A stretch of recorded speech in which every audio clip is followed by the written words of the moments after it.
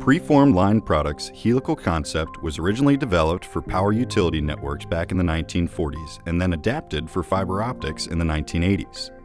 The advantage of using PLP's helically formed products is that they are installed quickly and easily while also protecting the fiber optic cable, limiting the risk of attenuation. Because the grips are wound around the cable, the helical design allows stresses to be spread 360 degrees around the cable instead of pinching the cable in one area. In this way, PLP dead end and suspension grips support the cable over a greater length than traditional devices, allowing the stresses to be spread out, thus limiting the stresses, protecting the cable, and lowering the risk of attenuation. PLP dead end and suspension grips are also inconspicuous, limiting visual pollution in the surrounding environment. PLP's helical technology also enhances network durability by acting as a spring. Thanks to their characteristic shape and design, PLP dead end and suspension grips act as a shock absorber, allowing the cable to revert to its initial tension after adverse weather conditions or in the event of a shock. Lastly, PLP dead end and suspension grips can be installed quickly and without tools. Let's take a closer look at these different features, starting with our dead end grips. PLP dead ends are used to install fiber optic cables on asymmetrical spans, at angles greater than 20 degrees, on gradients, and across roads and danger zones. For single anchoring, the first step consists of threading the dead end through the crossarm.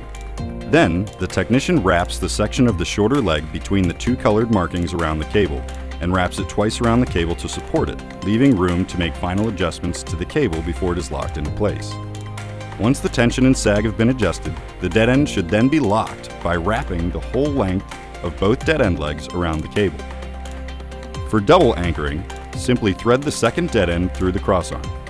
Wrap it twice around the cable to support it, leaving room to make final adjustments to the cable before it is locked into place.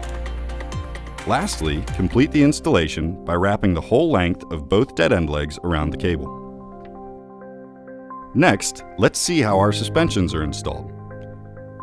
It is possible to install up to 4 suspensions between 2 double dead ends over a maximum span of 250 meters.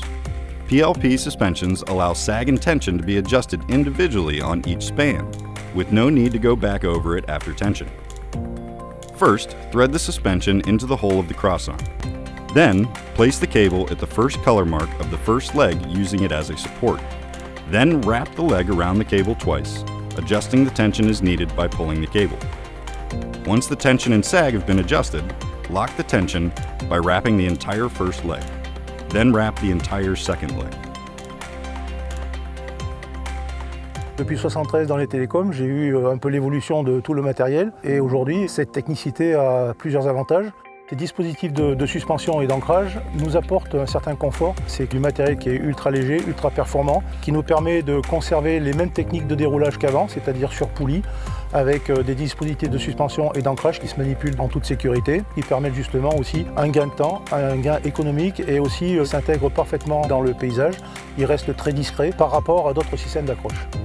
Pour terminer, ce dispositif spiralé permet, lors de fortes contraintes météorologiques, de conserver le câble sur ses appuis, de revenir à des paramètres initiaux de tension et de ce fait de beaucoup moins intervenir en cas de forte précipitation. En plus de la facilité de pose, il permet aussi de pérenniser la vie du réseau.